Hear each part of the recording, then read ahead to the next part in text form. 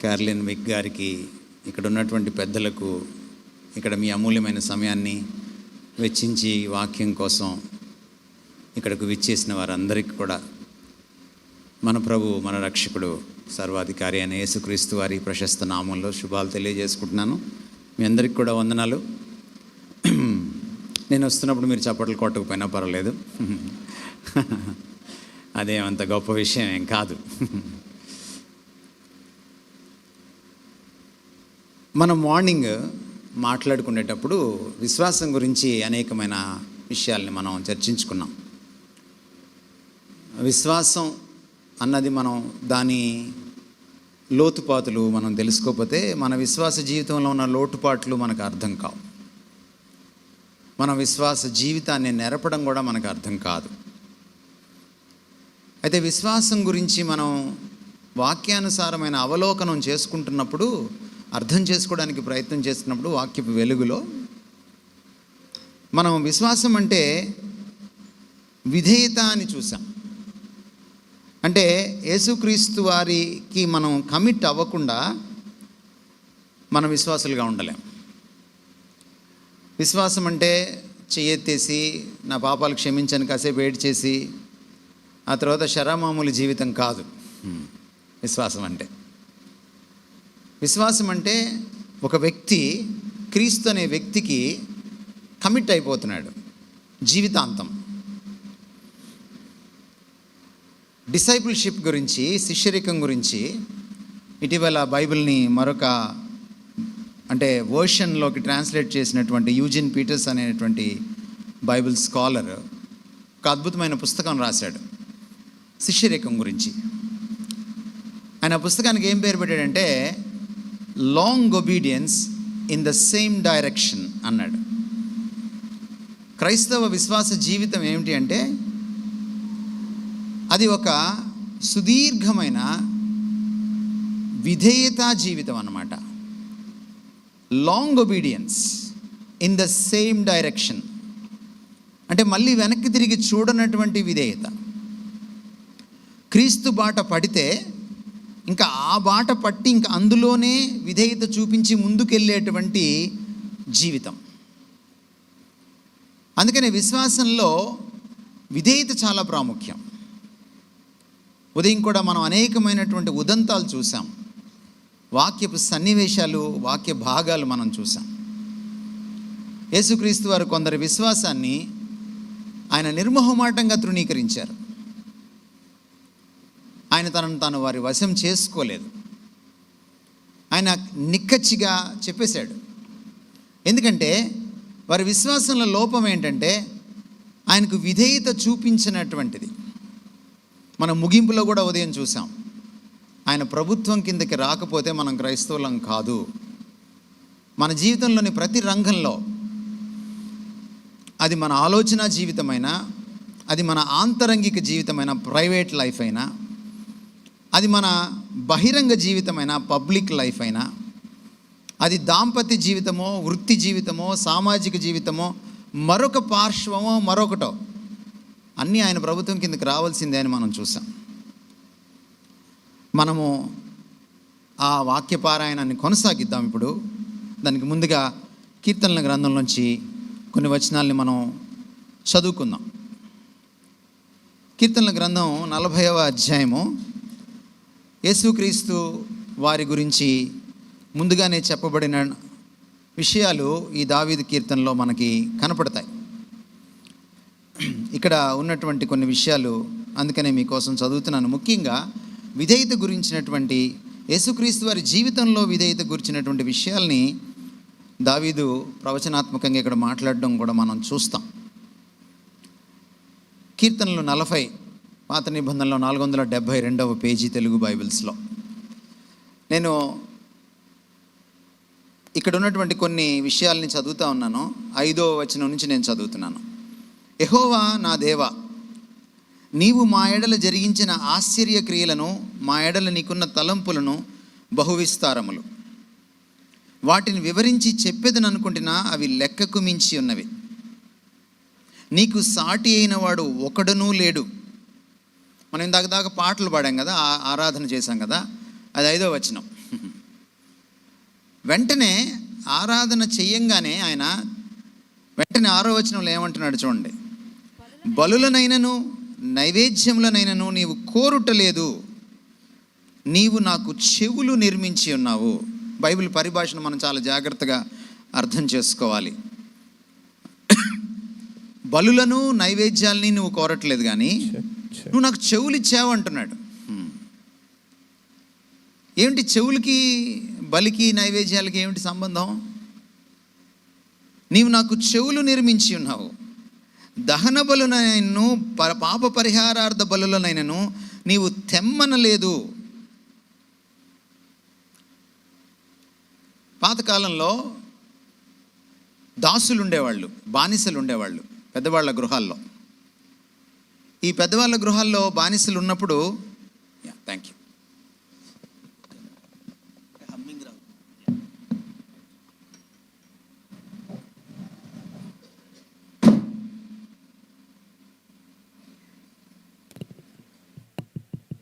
You Balu.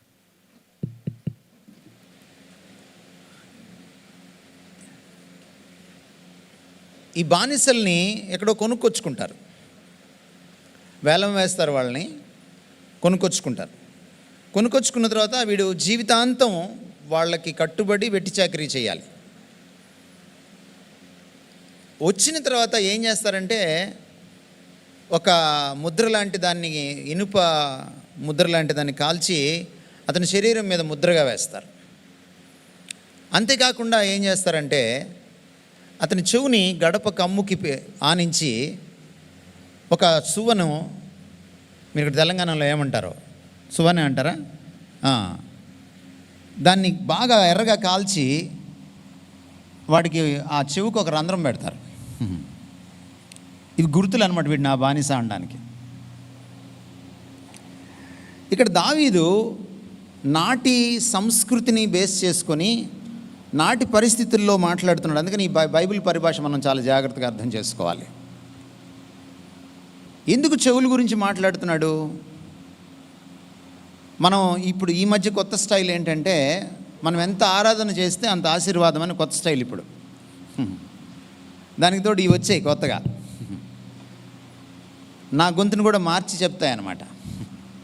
ఇప్పుడు చాలామంది singers పాడుతున్నారు కదా, మన పాస్టర్ల అమ్మాయిలు, పెద్ద పెద్దవాళ్ళ అమ్మాయిలు అబ్బాయిలు పాడుతున్నారు కదా, ఎల్బీ స్టేడియంలో కూడా పాడుతున్నారు కదా. ఇది మార్చేస్తుంది అనమాట గొంతుని. మనం ఎవరు అడుగుతున్నారు నన్ను, ఇలాంటి మైక్ ఒకటి ఉంటే బాగుండు, నేను పాటలు పాడచ్చు దేవుడి కోసం అని. నువ్వు మనుషుల కోసం పాడేటట్టయితే గొంతు మార్చే మైకులు కొనుక్కో. నువ్వు దేవుడి కోసం పాడేటట్టయితే నీ గొంతుతో పాడు. ఇది ఎక్కువైపోయింది ఈ మధ్య, అంటే సౌండ్తో మెస్మరైజ్ చేయడం. కానీ బైబిల్ ఏం చెప్తుందంటే ఆరాధనకు కూడా చాలా కీలకం ఏమిటంటే నీవు నాకు చెవులు నిర్మించి ఉన్నావు. మన తెలుగు భాషలో కూడా మనం ఈ పద్ధతి, ఈ నుడికారం మనకుంది, అంటే ఈ వాడే విధానం మనకుంది. మా అబ్బాయి నా మాట వినట్లేదండి అన్నారు ఎప్పుడైనా మీరు? మీకు ఎవరైనా అబ్బాయిలు అమ్మాయిలు ఉంటే ఖచ్చితంగా ఈ సమస్య వచ్చి ఉంటుంది మీకు. ఏంటి మా అబ్బాయి నా మాట వినట్లేదంటే వాడికి చెవుడు వచ్చిందనే? కాదు, వాడికి చెవుడు వచ్చిందని కాదు. యేసుక్రీస్తు వారు కూడా చెవులు గలవాడు వినుగాక అన్నారు యేసుక్రీస్తు వారు. అంటే ఇక్కడ చాలామంది చెవిడోళ్ళు ఉన్నారు, వాళ్ళకి నేను చెప్పట్లేదు, చెవిటి వాళ్ళు కాని వాళ్ళకి చెప్తున్నానని అని కాదు అర్థం. చెవి అంటే వినడం అనేది విధేయతకు తార్కాణం అన్నమాట. వినడం అంటే వినపడ్డం కాదు, ధ్వనికి సంబంధించింది కాదు, అది నేను లోబడ్డానికి సంబంధించింది. అందుకనే ఇక్కడ ఏమంటున్నాడంటే బలులను నైవేద్యాల్ని నువ్వు కోరట్లేదు, కానీ నాకు చెవులు నిర్మించి ఉన్నావు. సో ఏం కోరుతున్నాడు దేవుడు? విధేయత కోరుతున్నాడు. ఆ తర్వాత వచనాలని మనం చూస్తే కూడా ఇంకా చక్కటి మాటలు మనకు అక్కడ కనపడతాయి. అప్పుడు పుస్తకపు చుట్టలో నన్ను గూర్చి వ్రాయబడిన ప్రకారం నేను వచ్చి ఉన్నాను. ఇది యేసుక్రీస్తు వారి గురించిన మాట. పుస్తకపు చుట్టలో, అంటే ఆ రోజులు ఇలా ఉండేది కాదు బైబిల్, పుస్తకపు చుట్టలు ఉండే, చుట్టలు తీసి ఇలా అడ్డంగా కానీ నిలువుగా కానీ తీసి వాళ్ళు చదివేవాళ్ళు. అంటే గ్రంథంలో, వాక్యంలో నా గురించి రాయబడిన మాటలు గురించి ఆయన మాట్లాడుతున్నాడు. యేసుక్రీస్తు వారి గురించి ముందుగా చెప్పబడిన ప్రవచన వాక్యాలు ఇవి. దాని ప్రకారం నేను వచ్చాను. అంటే యేసుక్రీస్తు వారు ఇక్కడికి రావడం కూడా దేవుడి మాటను బట్టి వచ్చాడు, విధేయతను బట్టి వచ్చాడు. తనంతట తాను రాలా. అందుకని అనేక మార్లు ఆయన ఏం చెప్పుకున్నాడంటే, ఈ లోకంలో ఉన్నప్పుడు 33.5 సంవత్సరాల్లో శరీరధారిగా ఉన్నప్పుడు, నా తండ్రి నన్ను పంపాడు, నన్ను పంపిన వాడి చిత్తము నెరవేర్చుట నా యొక్క కర్తవ్యం. నన్ను పంపినవాడు, నీవు నన్ను పంపినట్టే లోకంలోనికి నేను వీరిని లోకంలోకి పంపుచున్నాను. ఆయన మాటి మాటికి తండ్రి తనను పంపాడని చెప్పుకుంటూ వచ్చాడు. ఆ పదజాలం మీరు చూసినప్పుడల్లా ఆ 4 సువార్తల్లో మీకు అర్థం కావాల్సింది ఏమిటంటే, ఆయన తండ్రికి విధేయుడై కిందకు దిగాడు, నరావతారం ఎత్తాడు, మన మధ్యలోకి వచ్చాడు. అందుకే అంటున్నాడు ఆయన, పుస్తకపు చుట్టలో నన్ను గురించి వ్రాయబడిన ప్రకారము. ఈ పుస్తకాన్ని ఎవరు రాయించారు? ఈ పుస్తకాన్ని ఎవరు రాయించారు? మోషే సొంతకు రాస్తే వచ్చిందా? ఏమండి, యెషయా సొంతకు రాస్తే వచ్చిందా? కాదు. ప్రవచనం ఒకటి ఇచ్చవలన పుట్టదని మొదట గ్రహింపవలను అన్నాడు పేతురు. పరిశుద్ధాత్మ ప్రేరణ వల్ల కలుగుతుంది.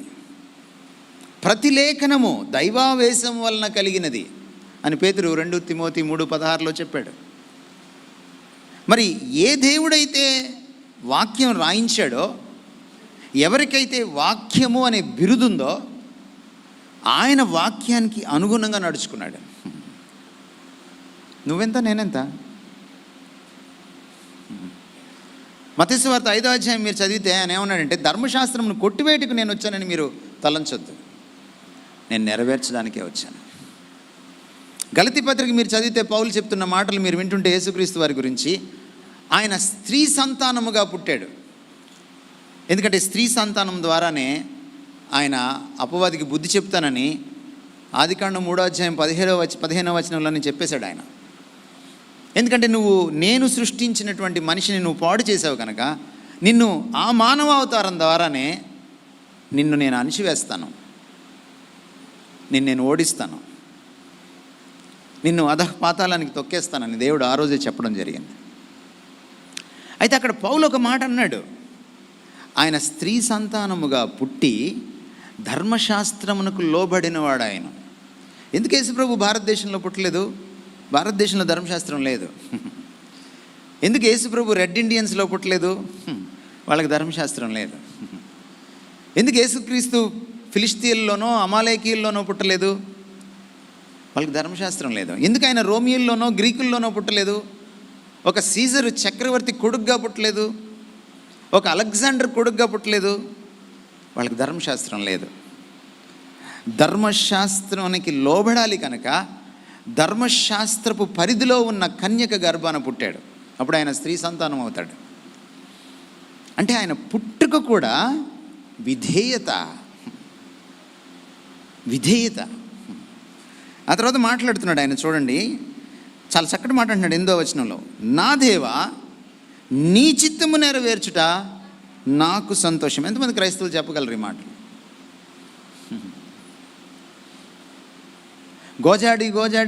గోజాడి ప్రార్థనలో నా చిత్తం నెరవేర్చుకోవడమే నాకు ఇష్టం తప్ప,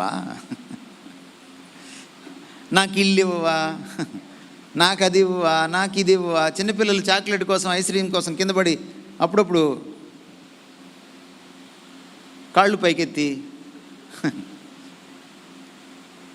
యాగీ చేస్తుంటారే, మన ప్రార్థనలు చూస్తుంటే చాలాసార్లు అలాంటి పిక్చర్ గుర్తొస్తుంది,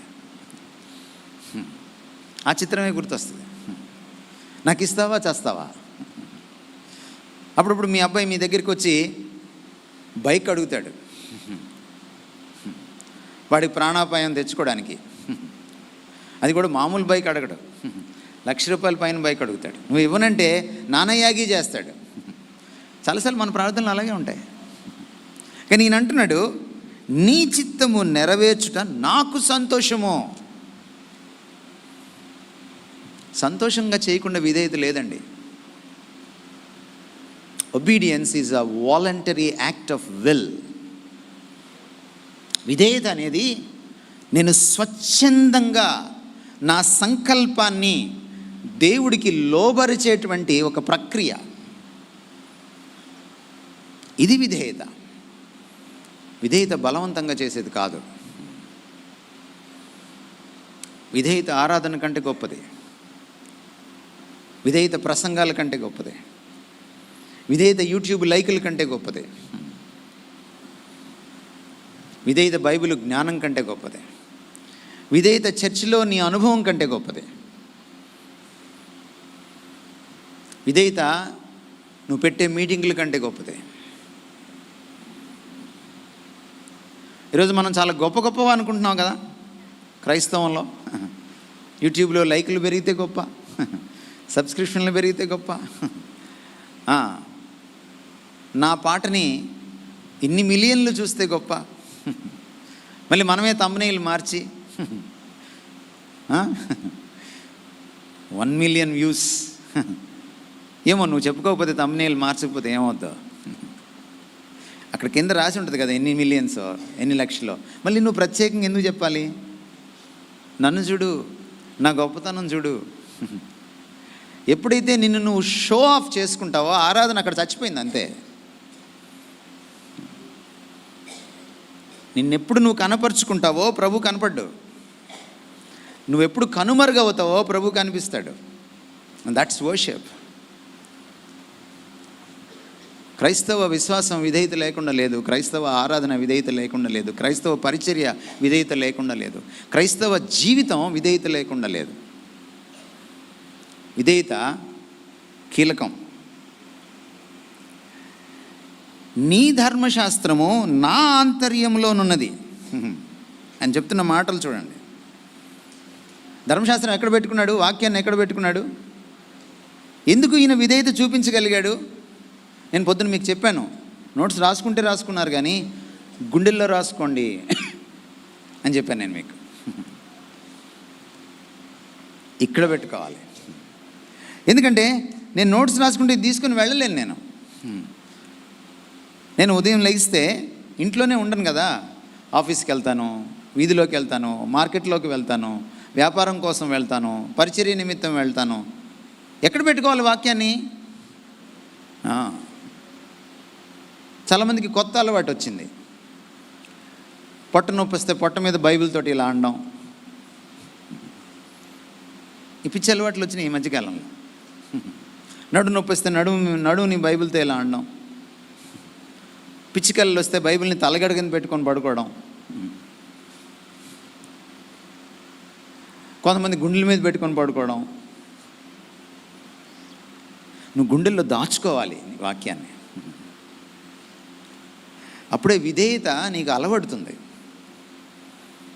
విధేయత చాలా కీలకము. ఒకసారి 1 తిమోతి పత్రిక 2వ అధ్యాయము 10-11 వచనాలు చదువుతారా? 1 తిమోతి 2:10-11. దైవభక్తి గల వారమని చెప్పుకొను స్త్రీలకు తగినట్టుగా సత్క్రియల చేత తమ్మును తాము అలంకరించుకొనవలెను. స్త్రీలు మౌనముగా ఉండి సంపూర్ణ విధేయతతో నేర్చుకొనవలెను. స్త్రీ మౌనముగా ఉండవలసినదే కాని ఉపదేశించుటకైనను పురుషుని మీద అధికారము చేయుటకైనను ఆమెకు సెలవీయను. ఓకే, నేను ఆ స్త్రీ పురుషులకి ఎవరికి అధికారం ఉంది ఆ సబ్జెక్ట్లోకి వెళ్ళట్లేదు ఇప్పుడు. నేను అది నా సబ్జెక్ట్ కాదు. కానీ అక్కడ ఒక మాట ఉంది చూడండి, స్త్రీలకు ప్రత్యేకించి చెప్పాల్సిన మాట. అది బాగా కష్టం ఈ ప్రపంచంలో ఎవరికంటే విధేయత చూపించడం స్త్రీలకే. మీకు బాగా గిట్టని మాట ఏంటంటే విధేయత. స్త్రీలు చూడడానికి చాలా ఒద్దిగ్గా, అనుకోగా, ముసుగు వేసుకొని అలా కనపడతారు. కానీ వాళ్ళు ఇంటికి వెళ్ళిన తర్వాత విజృంభిస్తారు. స్త్రీలని మాట్లాడినవని కొంతమంది కొన్ని సంఘాలు ఉన్నాయి. ఆ సంఘ రాష్ట్ర పెద్దలను కూడా నేను ఒక రోజున ఎవరో ఇంటికి వెళ్తే కనపడ్డారు నాతో. వాళ్ళు డిబేట్కి దిగారు, స్త్రీలు మాట్లాడచ్చా అది ఇది అని. వాళ్ళంతా చాలా చెప్పిన తర్వాత నేను ఒక ప్రశ్న అడిగాను. అప్పుడు నాకెంత పట్టుమని 27 ఏళ్ళు కూడా లేవు. నేను వాళ్ళకి ఒక ప్రశ్న అడిగాను, మీరు సంఘంలో స్త్రీలను మాట్లాడినవ్వరు కదా, మీరు గుండె మీద చేసుకొని దేవుని బిడ్డలు కదా, పెద్దలు కూడా కదా, మీరు నాకు ఒక నిజం చెప్పాలి అని అన్నాను. నేను అడగండి అన్నారు వాళ్ళు. ఇంటి దగ్గర మిమ్మల్ని మాట్లాడినిస్తున్నారా అని అడిగాను నేను. మీ భార్యలు ఇక్కడ మీరు మాట్లాడినవారు కదా, వాళ్ళని స్టేజ్ ఎక్కనివ్వరు, పాట పాడినవారు, ఆరాధన చేయనివ్వరు, ప్రార్థన చేయనివ్వరు మైక్లో. బాగుంది, సంతోషం. ఇంటి దగ్గర మిమ్మల్ని మాట్లాడినిస్తున్నారా? మీరు వాళ్ళపైన అధికారం అభ్యాసం చేస్తున్నారా, లేదా వాళ్ళు మిమ్మల్ని చక్రం తిప్పుతున్నారా? దేవుని సన్నిధిలో ఆనబెట్టాను కదా, పాపం వాళ్ళు ఒప్పేసుకున్నారు. అందుకని స్త్రీలకు చెప్తున్నాను ఈరోజు ప్రత్యేకించి. ఇక్కడ ఈ మీటింగ్లో చాలామంది కనపడుతున్నారు. విధేయత ప్రభువు కోరుకుండేది. చాలా విషయాలు మనం చూద్దాం ఈరోజు విధేయత గురించి. చూడండి, కొన్ని వచనాలు మీకోసం నేను చదువుతున్నాను. యాకోబు 4:7. కాబట్టి దేవునికి లోబడి ఉండుడి, అపవాదిని ఎదిరించుడి, అప్పుడు వాడు మీ యొద్ద నుండి పారిపోను. చాలాసార్లు మనం మీటింగుల్లో ప్రార్థనలో అరుస్తుంటాం, దయ్యానికి ఏదో చెవుడు ఉన్నట్టు. దయ్యానికి చెవుడే ఉండదు, దానికి ఏంటి స్పెషలిస్ట్ అక్కర్లా, చెవి ముక్కు గొంతు డాక్టర్ దగ్గరికి తీసుకెళ్ళక్కర్లా దాన్ని. పాపం దయ్యం కొంచెం మంచిది కాబట్టి మనకంటే అరవబాకాయ వినపడుతుందని పాపం మధ్యలో అంటది. అది నేను డిస్టర్బ్ చేయట్లేదు. యేసుప్రభు అరవకుండానే దయ్యాలు వెళ్ళగొట్టాడు. ఆయన దగ్గరికి వస్తే అవర్చుకుంటే వెళ్ళిపోయినాయి తప్ప ఈయన అరవలేదు. కానీ మనోళ్ళు ఎందుకు అరుస్తున్నారో నాకు తెలియదు. ఇక్కడ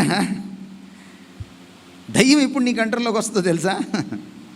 నువ్వు దేవుడి కంట్రోల్లోకి వచ్చినప్పుడు అని చెప్తున్నాడు యాకోబు. మొదట దేవుడికి లోబడాలి, అప్పుడు అపవాదిని ఎదిరించాలి, అప్పుడు వాడు మీ యొద్ద నుండి పారిపోతాడు. ఎంతమందికి ఇక్కడ కూర్చున్న క్రౌడ్లో చేతబడి అంటే భయం?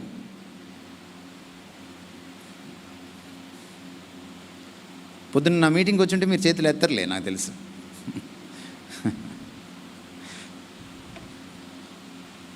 ఎంతమందికి దిష్టి అంటే భయం?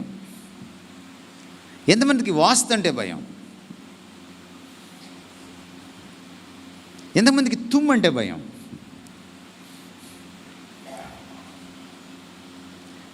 ఎంతమందికి బల్లి అంటే భయం? క్రైస్తవుల్ని అడుగుతున్నాను నేను, బయట వాళ్ళని అడగట్లా. మళ్ళీ కొంతమంది ప్రార్థన చేసినప్పుడు ఈ మధ్య కొత్తగా డైలాగ్ ఒకటి పట్టుకున్నారు, యేసు రక్తానికి జయము. బైబిల్లో ఎక్కడ లేదు ఆ మాట. యేసు నామానికి జయం అని ఉంది, కానీ అపవాది క్రియలకు అనంత కొంతమంది నేర్పించారు ఈ మధ్యకాలంలో. మనం అది ఉచ్చరించేస్తాం మనం, కానీ వాడంటే మనకు భయం. ఏం లేదు మన దగ్గర. అపవాది ఒక్కడి మాటే వింటాడు, ఒక్కడికి వణుకుతాడు. ఆయన సర్వాధికారి అయిన ప్రభువుకి. ఆ ప్రభుకి నువ్వు లోబడినప్పుడు నీకు వణుకుతాడు వాడు. విధేయత కీలకం. ఈ లోకంలో ఉన్న శక్తుల్ని జయించడానికి కూడా విధేయత కీలకం. ఎవరైతే సర్వాధికారి అయిన ప్రభువుకి లోబడతారో వాళ్ళు దేన్నైనా ఎదిరించగలుగుతారు, అపవాదిని సైతం. 2 కొరింథీ 2:9 మీకోసం చదువుతున్నాను. మీరు అన్ని విషయముల యందు, note this point your honour, మీరు ఆ విషయంలో ఈ విషయంలో అక్కడక్కడ సెలెక్షన్ చేసుకోవడం కాదు, మీరు అన్ని విషయముల యందు విధేయులై ఉన్నారేమో అని మీ యోగ్యత తెలుసుకున్నట్టుకే కదా పూర్వము రాసి తిని. క్రైస్తవుడు చూసుకోవాల్సింది ఏంటండి? అన్ని విషయాల్లో విధేయతుందా? కొన్ని పెట్టుకుంటాం, దేవుడికి కొన్ని అట్టి పెడతాం. మనం భారతీయులం కదా, మనం దేవుడికి కొన్ని అట్టి పెడతాం. అవి దేవుడివి, కొన్ని మనకుంటాయి. మన జోలికి ఆయన రాకూడదు, ఆయన జోలికి మనం వెళ్ళకూడదు.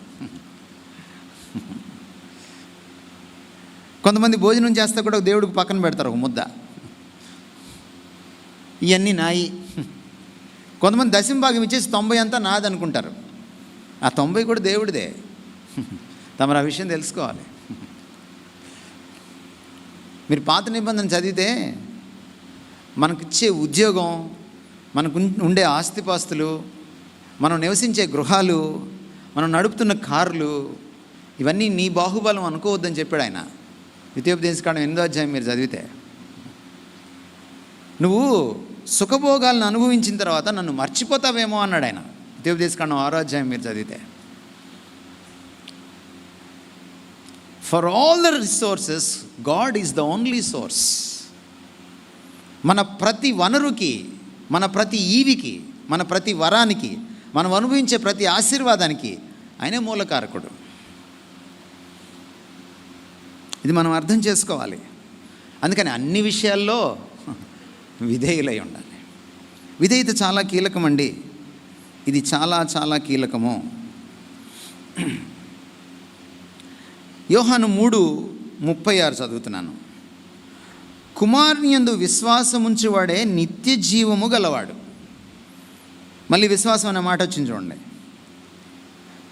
వెంటనే అన్న మాట ఏమిటంటే కామా పెట్టి యోహాను 3:36లో, కుమారునికి విధేయుడు కానివాడు జీవము చూడడు కానీ దేవుని ఉగ్రత వాని మీద నిలిచి ఉండను. ఇప్పుడు విశ్వాసం అంటే మీకేం అర్థమైంది? విశ్వాసానికి పర్యాయ పదంగా వాడుతున్నాడు విధేయతను యోహాను. ముందు లైన్లో ఏమంటున్నాడు? కుమారుని యందు విశ్వాసం ఉంచేవాడే నిత్య జీవం గలవాడు, నిత్య జీవం పొందుతాడు, వాడు పరలోక రాజ్యాన్ని సంతరించుకుంటాడు. కిందకు వచ్చి ఏమంటున్నాడు? అదే లైన్లో, అదే వాక్యంలో, అదే సెంటెన్స్లో కామా పెట్టి, కుమారునికి అవిశ్వాసం చూపినవాడు అనట్లేదు, విధేయుడు కానివాడు అంటున్నాడు. మీకు ఈ ఎక్స్ప్రెషను మీకేం అర్థమైంది? విశ్వాసము ఈజ్ ఈక్వల్ టు విధేయత. అందుకని పొద్దున ఖరాఖండికి చెప్పేశాను మీకు, చేతులెత్తి మారుమనసు పొందితే సరిపోదు, నీ జీవితం అంతటి మీద ఆయన పరిపాలన చెయ్యాలి, నువ్వు ఆయనకు తల ఒగ్గాలి, అన్ని విషయంలో విధేయత చూపించాలి. విధేయత చాలా కీలకమైంది. క్రైస్తవ జీవనానికి విధేయత కీలకమే కాదు, అది అనివార్యం. తమరు క్రైస్తవులైతే ఖచ్చితంగా మీరు విధేయులై ఉండాలి ప్రభుకి. విధేయులు కాకపోతే తమరు క్రైస్తవులు కాదు, అంతే, ఇంకా అందులో ఇంక తిరుగులేదు. విధేయుడు కానివాడు ఏమంటున్నాడు ఆయన? దేవుని ఉగ్రత వాని మీద నిలిచిన జీవమును చూడడు. ఏ జీవమును? ముందు చెప్పిన నిత్య జీవము గురించి మాట్లాడుతున్నాడు. శాశ్వత జీవంలో నువ్వు ఉండవు. అదే అందుకే మీకు చెప్పాను నేను, నరకంలో పాడుకుండే ఒకే ఒక పాట, I did it my way, నా ఇష్టం. నీ ఇష్టం ప్రభు అన్నవాడే పరలోకానికి చేరతాడు. విధేయత చాలా కీలకమైంది. యేసుక్రీస్తు వారి దగ్గరికి మళ్ళీ వద్దాం. యేసుక్రీస్తు వారిని చూసినప్పుడు ఆయన రావడానికి కారణం విధేయత. తండ్రి మాటకు లోబడి వచ్చాడు, తండ్రి మాట చొప్పున వచ్చాడు, తండ్రి వెళ్ళమంటే వచ్చాడు. ఇక్కడికి వచ్చిన తర్వాత కూడా ఆయన 33.5 సంవత్సరాలు లేక 33 పైచిలుకు సంవత్సరాలు ఈ భూమి మీద జీవించినప్పుడు ఆయన విధేయుడు తండ్రికి. 12 ఏళ్ళప్పుడు ఆయన చూడండి మీరు, ఆయన కోసం గాబరా పడుతూ వెనక్కి వచ్చారు తల్లిదండ్రులు. ఆయన ఏమన్నాడు? అమ్మా, నా తండ్రి పనుల మీద నేను ఉండాలని నీకు తెలీదా? 12 years అండి, 12 ఏళ్ళప్పుడు. 12 ఏళ్ళప్పుడు మీ పిల్లలు ఎంత దేవుడి స్పృహలో మీరు పెంచారు. మీ పిల్లలు 12 ఏళ్ళకి వచ్చేటప్పటికి మీరు ఎంత దేవుని స్పృహలో ఉన్నారు మీ పిల్లలు? నాకు చెప్పండి. పిల్లలు మాట వినట్లేదు, జనరేషన్ మారిపోతుందని మీరు అంటున్నారు, కానీ తప్పు వాళ్ళది కాదు, మీదే కదా. మీ తర్వాతి తరం పాడైపోతే దానికి కారణం మీరే, వాళ్ళు కాదు. వాళ్ళ తర్వాత తరం పాడైతే వాళ్ళు కారణం. మంచైనా చెడైనా పక్క తరానికి అందించేది మనమే. 12 ఏళ్ళప్పుడు యేసుక్రీస్తు వారు తన తండ్రి స్పృహలో బ్రతుకుతున్నాడు. ఆయన తండ్రి పని మీద ఉండాలి అని భీష్మించి కూర్చున్నాడు.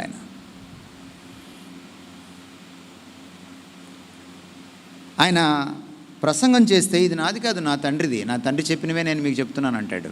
మీరు యోహాను సువార్త 7వ అధ్యాయం చదివితే ఆయన ఒక అద్భుతం చేస్తే ఇది నేను కాదు, నా తండ్రి చెప్తేనే నేను చేస్తున్నాను అంటాడు. ఆయన కానాలో నీళ్లను ద్రాక్షరసంగా మార్చేటప్పుడు కూడా తల్లిని కల్పించుకోవద్దు అన్నాడు. అమ్మ నాతో నీకేంటి పని అన్నాడు. నా సమయం ఇంకా రాలేదు. ఆ సమయాన్ని ఎవరు ఫిక్స్ చేస్తారు? ఆయన ఫిక్స్ చేస్తాడు.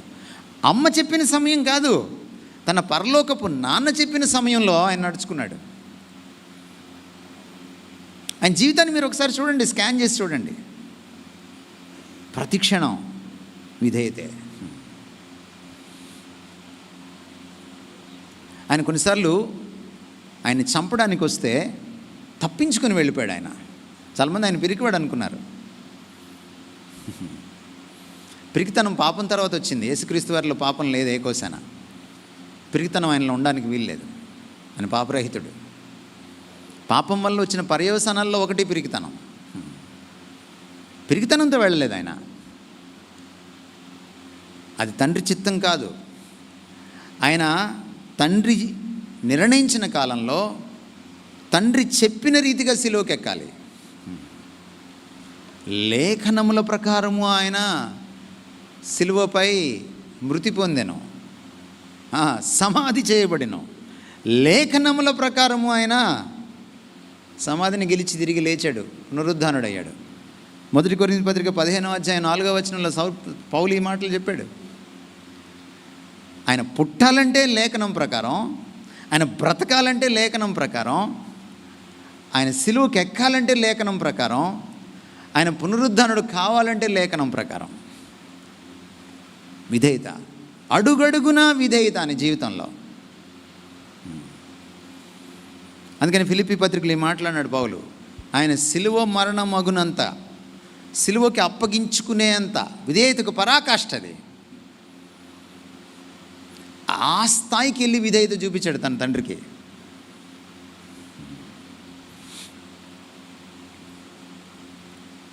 యేసుక్రీస్తు వారు మన మోడల్. ఒకసారి హెబ్రీ పత్రిక 5వ అధ్యాయంలోకి మనం వెళ్దాం. 7-8 వచనాలు చదువుతారమ్మా ఎవరైనా? శరీరధారిగా ఉన్న దినములలో మహారోదనముతోను కన్నీళ్లతోను తన్ను మరణము నుండి రక్షింపగలవానికి ప్రార్థనలను యాచనలను సమర్పించి భయభక్తులు కలిగి ఉన్నందున ఆయన అంగీకరింపబడెను. ఆయన ప్రార్థనలో ఆ ప్రార్థన తీరు మీకేం అర్థమైంది? యాచన అంటే తెలుసా?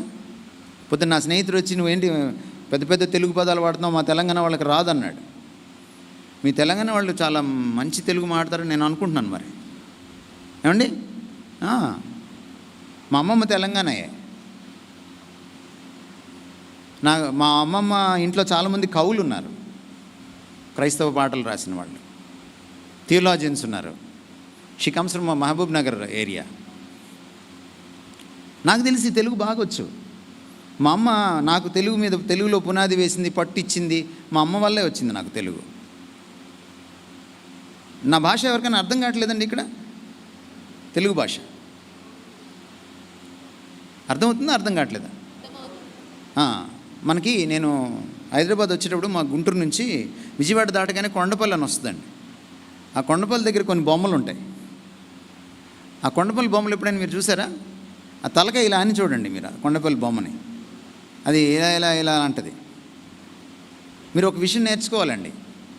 అవును అంటే ఇలా అనాలండి, కాదు అంటే ఇలా అనాలండి. కొండపల్లి బొమ్మలాగా ఇలా అన్నారనుకోండి, అది అవునో కాదో తెలియదండి. మీరు నాకు చెప్పండి, నా భాష మీకు అర్థమవుతుందా? Exactly, that's what I want. యాచన అంటే ఏమిటి? అడగడం కాదమ్మా, అడుక్కోవడం. అడగడం వేరు, అడుక్కోవడం వేరు. భిక్షాటన, భిక్షమెత్తుకోవడం. ఎవరైనా సాక్షాత్తు దేవుని కుమారుడు. ప్రార్థన ఈయన తీరు ఎలా ఉంది? అది విధేయత చూపించేవాడి తీరు. అది మంచి కొత్త ప్రార్థనలు వచ్చాయి. నీ కడుపులో కణితి మాయమవునుగాక. నువ్వు కణితిని కమాండ్ చేస్తున్నావా? అవి కడుపుని కమాండ్ చేస్తున్నావా? దేవుణ్ణే కమాండ్ చేస్తున్నావా? గొంతునప్పుంటే గొంతు మీద కాలు వేసి తొక్కి ఇలాంటి పనులు ఎందుకు చేస్తున్నాం మనం? టీవీలో చూడట్లేదా మీరు? దేవుడి దగ్గర అరవకండి. దేవుడి దగ్గరికి వెళ్ళినప్పుడు వినమ్రంగా ఉండండి. విధేయత చూపించేవాడికి ఒక తీరు ఉంటుంది, ఒక పద్ధతి ఉంటుంది. యాచిస్తాడు దేవుడి దగ్గర, భయభక్తులు ఉంటాయి. ఏమండి? కిందకు వచ్చి చదవండి, నెక్స్ట్ లైన్ చదవండి. ఆయన కుమారుడై ఉండి, note this point your honour. కుమారుడై ఉండి, మనలాంటి కుమారుడు కాదైనా, ఏకైక కుమారుడు. దేవదూతలను కుమారులు అన్నారు, ఆదాముని కుమారులు అన్నారు, మనల్ని దత్త కుమార్తెలు అన్నారు. దైవ వాక్యాన్ని ప్రబోధించేవాళ్ళు, దైవోక్తిని పొందిన వాళ్ళని కుమారులు అన్నారు. కానీ మనలాంటి వాళ్ళు చాలామంది ఉంటారు, దేవదూతలు చాలామంది ఉంటారు, ఆదాము లాంటి వాళ్ళు చాలామంది ఉంటారు, విశ్వాసులు చాలామంది ఉంటారు. కానీ యేసుక్రీస్తు లాంటి కుమారుడు ఒక్కడే. అందుకనే ఆయన్ని ద ఓన్లీ బిగాటన్ సన్ అన్నారు. జనతైక కుమారుడు, అద్వితీయ కుమారుడు. మరొక ద్వితీయత లేదు. దాన్ని మీరు ఎలా చదువుకోవాలంటే, దేవునికి ఏకైక కుమారుడై ఉండి, ఒక్కగానొక్క కుమారుడై ఉండి, తాను పొందిన శ్రమల వలన విధేయతను నేర్చుకొనెను. What a beautiful word it is. ఈ రాత్రి మనం ప్రశ్నించుకోవాలి, నేను విధేయత నేర్చుకున్నానా? కుమారుడై ఉండి ఆయన నేర్చుకుంటే నేనెంత నేర్చుకోవాలి? ఇదేమిటి యేసుప్రభు నేర్చుకోవడం ఏంటని మీకు అనుమానం కలగచ్చు. అందుకే మీకు ఆ చిక్కుముడి కూడా విప్పేస్తాను. దేవుడికి విధేయత రాదండి. దేవుడికి విధేయత రాదు. దేవుడికి చేతకాని పనులు కొన్ని ఉన్నాయి. ఆయన అబద్ధం ఆడలేడు, ఆయన పాపం చేయలేడు, ఆయన మోసం చేయలేడు, ఆయన పాపాన్ని సహించలేడు. ఆయనకి చేతకాని పనులు కొన్ని ఉన్నాయి. ఆయనకి విధేయత రాదు. ఎందుకంటే ఆయన పైన ఎవడుండడు ఇంకా విధేయత చూపించడానికి. దేవుడి చేతకానితనమే ఆయన చేవ, ఆయన బలం. దేవుని బలహీనతే ఆయన బలం. ఒకవేళ దేవుడికి వెరితనం ఉంటే ఆ వెరితనం మనుషుల జ్ఞానం కంటే గొప్పదన్నాడు పౌలు. దేవుడికి చేతకాని విషయంలో ఒకటి విధేయత. అందుకని దేవుడు మనిషై, ఎందుకంటే దేవుడుగా ఎవరికి విధేయత చూపించలేడు. అందుకని దేవుడు మనిషై 33.5 సంవత్సరాలు ఇక్కడ జీవించి, ఆ జీవిత కాలంలో శరీరధారిగా ఉన్న దినములలో విధేయత నేర్చుకున్నాడు, ప్రార్థన ద్వారా శ్రమ పొంది. Have you learned obedience? తమరికి వచ్చిందా ఈ నేర్చుకోవడం అని అడుగుతున్నాను నేను. నువ్వు విధేయత నేర్చుకోకపోతే నువ్వు క్రైస్తవురాలి కాదు. ఇదే వచనాల్లో, మొదటి వచనంలో మనం చదివిన వచనంలో ఒక మాట ఉంది. ఆయన అలా ప్రవర్తించాడు కాబట్టి, అటువంటి ప్రార్థనా వైఖరి కలిగి ఉన్నాడు కాబట్టి ఆయన అంగీకరింపబడెను. దేవుడు ఎప్పుడు నిన్ను అంగీకరిస్తాడు? అలా ఉండకపోతే తన కుమారుణ్ణి అంగీకరించడు ఆయన. తమరిని నన్ను ఎప్పుడు అంగీకరిస్తాడు? ఇదిగోండి, ఈ వైఖరి మనం అలవర్చుకోవాలి. ఈ విధేయత వైఖరి అంటే మీకు తెలుసు కదా, మనం ప్రవర్తించే తీరు, మనం ఆలోచించే తీరు, మనం చూసే తీరు, మనం ప్రతిస్పందించే తీరు, దీని అంతటిని మూట కడితే వైఖరి అంటాం. విధేయత చూపించేవాడి వైఖరి ఇలా ఉంటుందండి. ఈరోజు క్రైస్తవుల్ని చూస్తే బాధేస్తుంది. తలబిరుసుతనం ఎక్కువైపోయింది. తల ఎగరేస్తున్నాం. మన మాటలు, మన చేతలు, మన ప్రవర్తన, మన ప్రసంగాలు, ఈవెన్ దైవజనుల ప్రసంగాలు చూస్తే కూడా గర్వంతో తొనికిసలాడుతుంది తప్ప వినమ్రత ఏ కోసన కనపడట్లేదు, విధేయత ఏ కోసన కనపడట్లేదు, వినయం ఏ కోసన కనపడట్లేదు. గర్వం రా అని జబ్బజరుస్తున్నారు. ఒకడినొకడు దూషించుకోవడం, సవాల్ చేసుకోవడం. పూర్వం ఉండేదన్నమాట బస్తీ మీద సవాలని. ఇటుపక్క ఒక పెహల్వాను, అటుపక్క ఒక పెహల్వాను నిలబడి ఓ మీసం మెలేసి రా అనేవాడు అనమాట, వాడి కండలు చూపించి. అటు తయారయ్యారు మన క్రైస్తవ బోధకులు ఇప్పుడు. వాళ్ళకి మీలాంటి వాళ్ళు చాలామంది శిష్యులు. అది కదా ట్రాజడీ. మన ఈ మధ్య ఇద్దరు అసత్య బోధకులు సత్యం కోసం కొట్టుకున్నారు. అది గమ్మత్తు. ఇద్దరు అసత్య బోధకులు సత్యం కోసం యూట్యూబ్లో కొట్టుకున్నారు. ఇద్దరిలో గర్వం తారాస్థాయికి వెళ్ళిపోయింది. ఆ రోజు ఇంకా ఆ వారమో 2 వారాలు 3 వారాలు నడిచింది అది. ఇంకా వేరేవేం చూడలే మన క్రైస్తవులు. యూట్యూబ్లో అదే చూశారు మన క్రైస్తవులు. అపవాది ఎంత మభ్యపెడుతున్నాడు మనల్ని.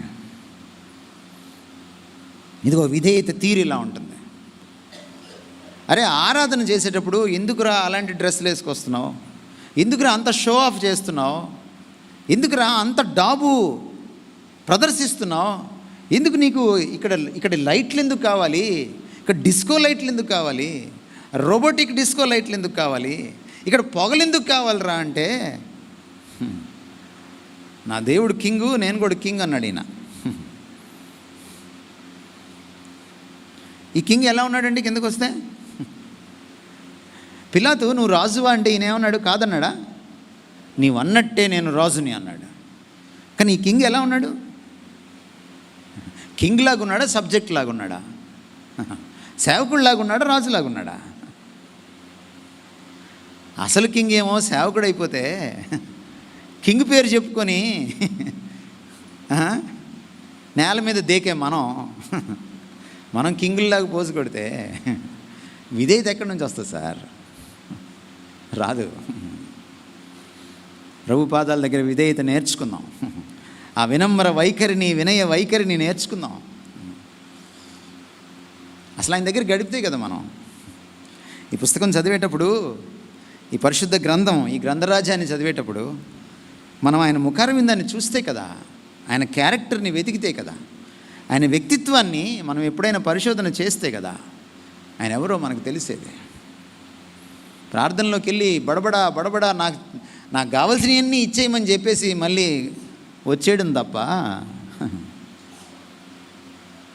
ఎప్పుడైనా మౌనంగా కాసేపు ఉండి ఆయన ఎవరు, ఆయన సన్నిధిని అనుభవిద్దాం, ఆయన స్వరం విందాం, ఆయన్ని కలుసుకుందాం అని ఎప్పుడైనా ప్రార్థనలో కాసేపు మౌనంగా ఆయన కోసం ప్రార్థన చేసిన సందర్భం, ఆయన్ని కలుసుకోవడానికి, ఆయన స్వరం వినడానికి, ఆయన్ని అనుభూతి చెందడానికి ప్రార్థనలో గడిపిన సందర్భాలు ఎన్ని ఉంటాయి మన జీవితాల్లో. ఆయన అనుభవిస్తేనే కదా ఆయన అబ్బుతాడు మనకి, ఆయన అలవడతాడు మనకి. 6 నెలలు తిరిగితే వీరు అవుతారు, వారు వీరు అవుతారని రాయబడింది, చెప్పబడింది మన సామెత కదండి. ఆయనతో తిరక్కే ఆయనలాగా మారలేకపోతున్నాం మనం. ఆయనతో గడపకే ఆయనలాగా మారలేకపోతున్నాం మనం. యేసుక్రీస్తు వారు విధేయతకు అస్సలు శిస్సులు విలాసం అడ్రస్. విధేయత నేర్చుకోవాలనుకుంటున్నావా? క్రీస్తు బడిలో చేరు. చేతబడి గురించి మానే, దాని గురించి కంగారు పడకు. క్రీస్తు బడిలో చేరు. బడి అంటే నేర్చుకోవడం కదండి. క్రీస్తు బడి ఇది ఎక్కడో చర్చిలో దొరకదు, ఇది ఎక్కడో బైబిల్ కాలేజీలో దొరకదు. ఆయన పాదాల దగ్గర నువ్వు మరీలాగా గడుపుతావే అప్పుడు దొరుకుతుంది. క్రీస్తు బడి ఆయన పాదాల చెంతే ఉంటుంది. మనం ముందుకెళ్దాం. ఏమిటి ఒబీడియన్స్ అంటే, విధేయత అంటే? ఒక ప్రశ్న వేసుకోవాలి రాత్రి మనం. ఒబీడియన్స్ అంటే ఏమిటి? విధేయత అంటే ఏమిటి? విధేయత గురించి మాట్లాడుతూ మీకు ఒక సన్నివేశం చూపించాలి నేను. అప్పుడు మీకు కొంచెం విధేయత గురించి అర్థం కావడానికి వీలవుతుంది. మీకు ఈ సన్నివేశం బాగా గుర్తుండి ఉంటుంది. 11 వచనాలు ఉంటాయి ఇందులో. లూకాసు వార్త 5వ అధ్యాయం మొదటి 11 వచనాలు. మీరు చదవనక్కర్లేదు, మీరు ఒకసారి గమనించండి నేను చెప్తూ ఉంటే. దానికి ముందటి నేపథ్యం ఏంటంటే, సాధారణంగా ఈ చేపలు పట్టేవాళ్ళు అర్ధరాత్రి దాటిన తర్వాత చేపలు పట్టడానికి వెళ్తారు. మీకు ఎవరైనా చేపలు పట్టేవాళ్ళు తెలిస్తే మత్స్యకారులు, వాళ్ళని మీరు ఇంటర్వ్యూ చేయండి, వాళ్ళు చెప్తారు మీకు. దానికి ఒక సీజన్ ఉంటుంది, రాత్రి సమయంలో దానికి ఒక టైం ఉంటుంది. దాదాపుగా 2 తర్వాత వాళ్ళు సముద్రం నడిబొడ్డుకి వెళ్ళిపోయి అక్కడ వెయిట్ చేస్తూ ఉంటారు టైం కోసం. వెయిట్ చేసి వాళ్ళు ఏం చేస్తారంటే వలేస్తారు, చేపలు పడతాయి. తెల్లారే లోపు మీరు ఉదయాన్నే చేపల మార్కెట్కో లేకపోతే బీచ్కో వెళ్తే, అంటే ఇక్కడ మీకు బీచ్లు ఉండవు తెలంగాణలో, అయినా మనం సాగర్ అని పెట్టుకున్నాం అన్నిటికీ. ఎందుకంటే సాగరం లేదు కాబట్టి ఉన్నదానికే సాగర్ అని పెట్టేసుకున్నాం మనం. చివరికి హుస్సేన్ సాగర్ కూడా సాగర్ అయిపోయింది మనకి. కానీ అసలు సాగరం దగ్గరికి మీరు వెళ్తే బీచ్కి, మీకు అర్థమయ్యేది ఏంటంటే, సూర్యుడు పొద్దు పొడవక ముందే వాళ్ళు చేపలు తెచ్చేసుకుంటారు. యేసుక్రీస్తు ఆ రోజున ఒడ్డు మీదకి వచ్చాడు. ఆయన వెంట జనసమూహం ఉన్నారు. ఇప్పట్లాగా మైకులు లేవు, ప్రేమ లేడు మైకులు పెట్టడానికి. యేసుక్రీస్తు వారు చాలా సైంటిఫిక్గా ఉండేవాడు. ఆయన సాధారణంగా గాలి సముద్రం మీద నుంచి భూమి మీదకి వీచుతుంది, ఒడ్డు మీదకి వీచుతుంది. ఇక్కడ నుంచి సముద్రం మీదకి వెళ్ళదు గాలి. ఇది ప్రకృతి సహజం, ప్రకృతి నియమం ఇది. అందుకని అక్కడ ఉన్నటువంటి ఆ చేపలు పట్టే వాళ్ళని ఆయన అడిగాడు, నీ పడవ కొంచెం ఇస్తావా అని. ఆ పడవ కొంచెం ఇస్తావా అని అడిగితే వాళ్ళు పడవ ఇచ్చారు. ఆ పడవను కొంచెం లోపలికి తోయండి అన్నాడు. ఆయన పడవలో ఎక్కి కూర్చున్నాడు. ప్రజలంతా ఒడ్డు మీద కూర్చున్నారు. గాలి అటు నుంచి ఒడ్డు మీదకి వస్తుంది కాబట్టి ఆయన మాట్లాడడం మొదలెట్టాడు. అదే ఆయనకి పిఏ సిస్టము, అదే ఆయనకి ఆడియో సిస్టమ్. ఆయన మాట్లాడుతుంటే వాళ్ళకి స్పష్టంగా వినపడుతోంది, ఎందుకంటే గాలి అటు నుంచి ఇటు వస్తుంది కాబట్టి. అయిపోయింది ఆయన ప్రసంగం. ఆయన ఎవరికి వచ్చి ఉండేవాడు కాదు, పడవ వాడుకున్నాడు కదా.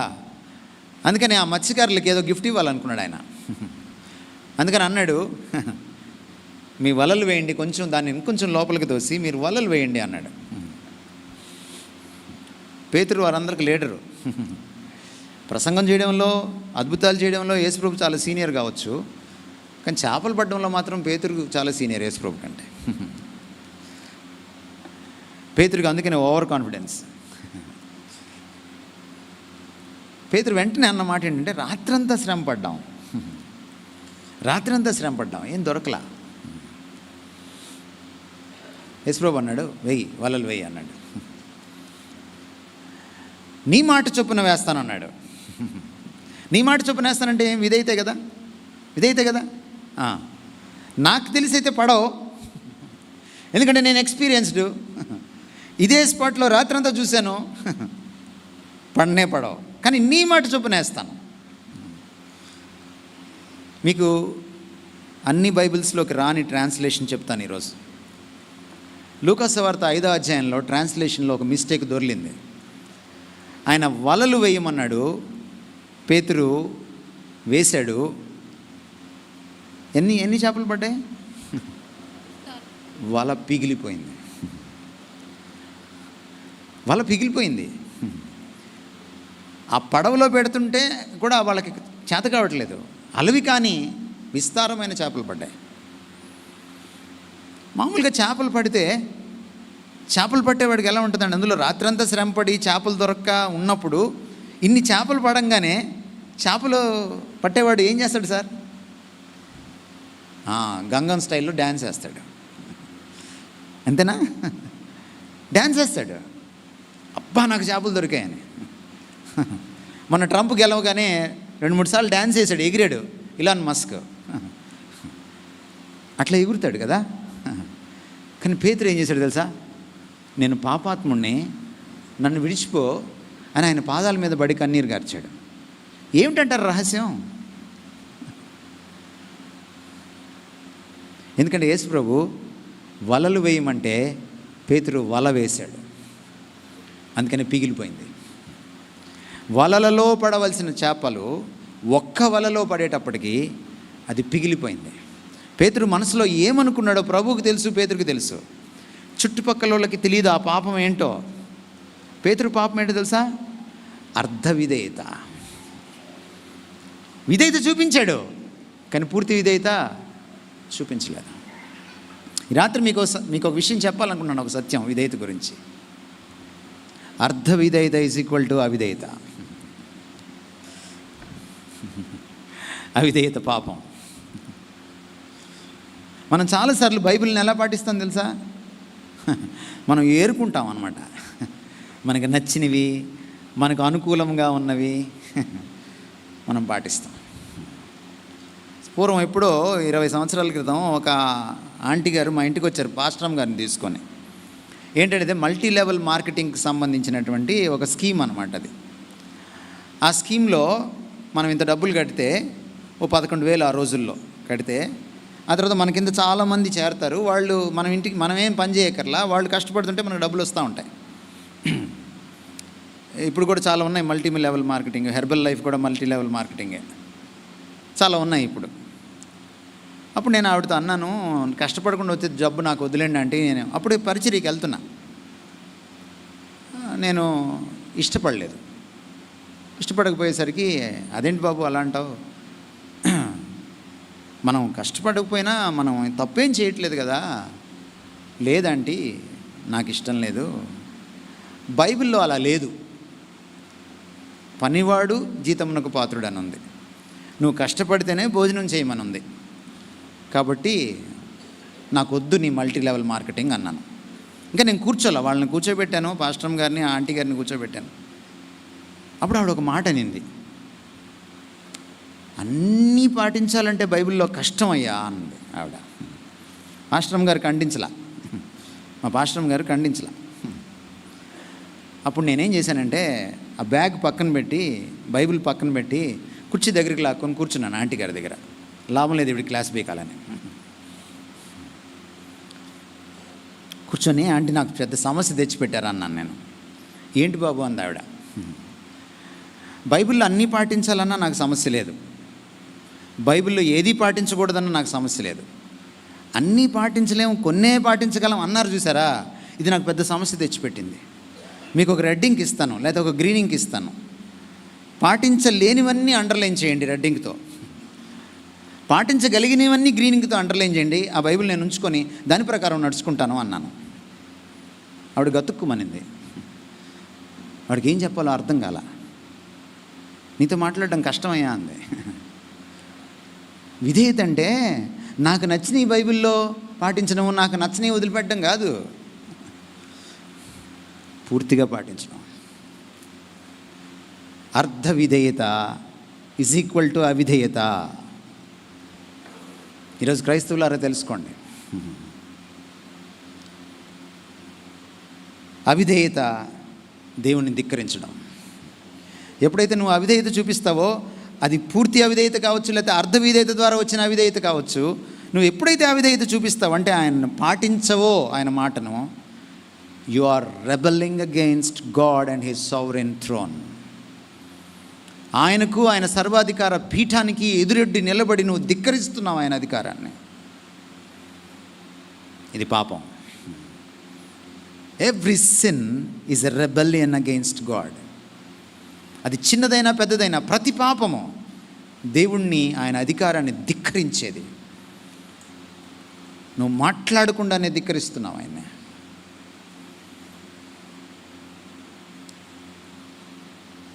అవిధేయత చాలా ఘోరమైంది. అవిధేయత ఘోరం గురించి మీకు నన్ను చెప్పనివ్వండి. మీరు పాత నిబంధన చదివితే మాటి మాటికి ఇశ్రాయేలీలు దేవునికి అవిధేయత చూపించారు. మాటి మాటికి ఆయన తన వారిని పంపించి వారితో మాట్లాడాడు. మాటి మాటికి ప్రవక్తలు వచ్చారు. మీరు పాత నిబంధన ఒకసారి తిరిగేసుకోండి ఇంటికి వెళ్ళిన తర్వాత. పాత నిబంధనను మీరు ఒక్కసారి పారాయణం చేస్తే మీకు కనపడే విషయాలు ఇవే. ఈరోజు ఎందుకు ఇశ్రాయేలు ఇంత కష్టపడుతుంది? ఎందుకు ఇశ్రాయేలు మీద ఇంతమంది దాడి చేస్తున్నారు? మనం చాలాసార్లు ఇశ్రాయేలీలు దేవుని బిడ్డలు వాళ్ళు ఓడిపోరు, నిజమే. కానీ మీకు తెలియాల్సిన మరొక సత్యం ఉంది. ఇశ్రాయేలీలు ఏనాడు కూడా సుఖశాంతులతో ఉండింది లేదు. ఎప్పుడు యుద్ధాలే వాళ్ళ జీవితంలో. ఎందుకో తెలుసా మీకు? మీరు ఊరికి వెళ్ళిపోతారు కదా ఫ్లైట్ వేసుకొని, పరిశుద్ధ పుణ్యక్షేత్రం అని అక్కడికి. ఆడ నుంచి ఏంటది, నూనె తెచ్చుకోవడం, నీళ్లు తెచ్చుకోవడం, కర్చీపులు తెచ్చుకోవడం, ద్రాక్షరసం తెచ్చుకోవడం, ఈ మూఢనమ్మకాలు అన్నీ ఉన్నాయి కదా మనకి. ఈ దరిద్రం ఉంది మనకి. మీరు తెలుసుకోవాల్సిన ఒక విషయం ఏమిటంటే, ఇశ్రాయేలీ రోజులు ఇంత కష్టపడడానికి కారణం అవిధేయతే. వాళ్ళు మాటికి అవిధేయత చూపించారు. వాళ్ళ అవిధేయత పరాకాష్ఠకు వచ్చింది. ఈ మధ్యలో వాళ్ళని విధేయతలోకి తేవడానికి అనేకమైన పరిస్థితులు కల్పించాడు ఆయన. అమలేకులు వాళ్ళ మీదకి వెళ్ళారు, ఫిలిస్తీన్లు వాళ్ళ మీదకి వెళ్ళారు, అష్షూరీయులు వాళ్ళ మీదకి వెళ్ళారు, కల్దీయులు వాళ్ళ మీదకి వెళ్ళారు, మాదీయులకు అప్పగించాడు, పర్షియన్లు వాళ్ళని పరిపాలించారు, గ్రీకులు వచ్చి పరిపాలించారు, ఆ తర్వాత రోమియోలు వచ్చారు. వాళ్ళు ఎప్పుడు వాళ్ళకి రెస్ట్ లేదు. ఎందుకంటే అవిధేయత తర్వాత అవిధేయత చూపించుకుంటూ వచ్చారు. నెబుకద్నెజరు వచ్చి వాళ్ళ 12 గోత్రాలని కూడా చెరపట్టి తీసుకువెళ్ళిన తర్వాత కూడా 2 రాజ్యాలని, ఇశ్రాయేలు రాజ్యాన్ని, యూదా రాజ్యాన్ని, 12 గోత్రాల ఉత్తర రాజ్యాన్ని, 2 గోత్రాల దక్షిణ రాజ్యాన్ని తీసుకువెళ్ళిన తర్వాత కూడా వాళ్ళకి బుద్ధి రాలేదు. వాళ్ళు నెహమ్యా కాలంలో, జెరుబ్బాబెలు కాలంలో, ఎజ్రా కాలంలో వెనక్కి వచ్చిన తర్వాత మలాకీ సమయానికి వచ్చేటప్పటికి, జకర్యా సమయానికి వచ్చేటప్పటికి ప్రవక్తలనే చంపారు. వాళ్ళు కుంటిదాన్ని, గుడ్డిదాన్ని తీసుకొచ్చి దేవునికి అర్పించడం మొదలుపెట్టారు. దేవుడు చులకనైపోయాడు వాళ్ళకి. ఎందుకు? జకర్యా మలాకీల తర్వాత ఆయన మాట్లాడడం మానేశాడు. జకర్యా మలాకీల తర్వాత చిట్ట చివరి పాత నిబంధన ప్రవక్త ఎవరో మీరు చెప్పగలరా?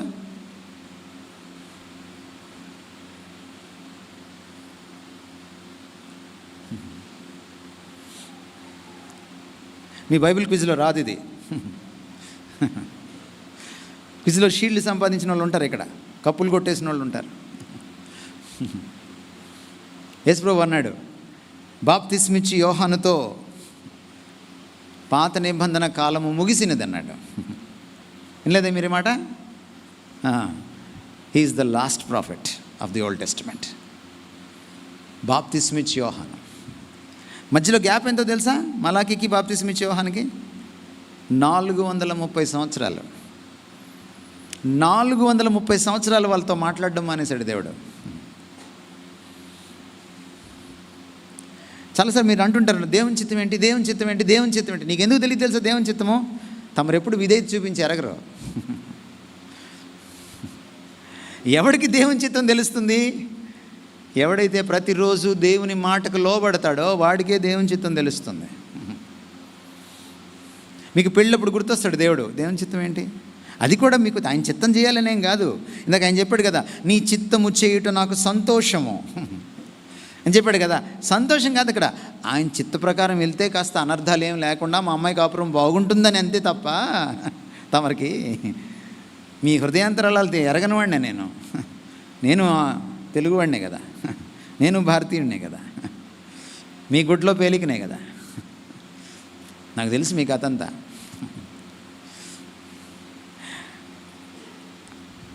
ఇది చాలా అవసరం అండి. ఈ విషయం మనం అర్థం చేసుకోవాలి.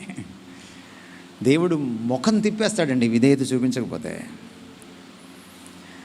Let me tell you my friends, ఒక విశ్వాసి జీవితంలో ద గ్రేటెస్ట్ ట్రాజడీ ఏంటో తెలుసా? ఒక యాక్సిడెంట్ కాదు, ఒక క్యాన్సర్ కాదు, ఒక విడాకులు కాదు, పెళ్ళి లేట్ అవ్వడం కాదు, నీటిలో సీటు రాకపోవడం కాదు, అమెరికా వీసా రిజెక్ట్ అవ్వడం కాదు. ఒక విశ్వాస జీవితంలో గ్రేటెస్ట్ ట్రాజడీ, అత్యంత విషాదకరమైన విషయం ఏంటంటే దేవుడు మాట్లాడడం మానేసి ముఖం తిప్పేయడం. The absence of God.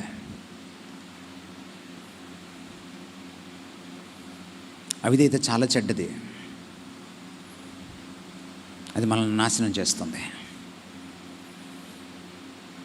జీవానికి మూలమైన వాడు నా జీవితంలో పనిచేయడం మానేస్తే నేనేమైపోతాను? మొద్దుబారిపోతాను. అందుకని ఇశ్రాయేలీయులను ఏమన్నాడు తెలుసా ఆయన యెషయా గ్రంథంలో? యెషయి మొద్దు నుండి చిగురు పుట్టును అన్నాడు. ఇశ్రాయేలు అవిధేయత చూపించి దేవుడికి దూరం అయిపోయిన తర్వాత మొద్దుబారిపోయింది, జీవం లేకుండా అయిపోయింది ఇశ్రాయేలు జాతి. దేవుని ప్రజ వీళ్ళు. వాళ్ళని కనికరించి, యెషయి అంటే దావీదు వాళ్ళ నాన్నగారు, ఆ గోత్రం నుంచి యేసుక్రీస్తు వారు వచ్చిన తర్వాత ఆ మొద్దులోంచి మళ్ళీ చిగురు పుట్టింది. ఆ చిగురుని కూడా సిలువేసి చంపేశారు, బతకనిలేదు. అవిధేయత ఘోరమైందండి. క్రైస్తవుడికి పుట్టగతులు లేవు విధేయత లేకుండా. Take it very seriously my friends.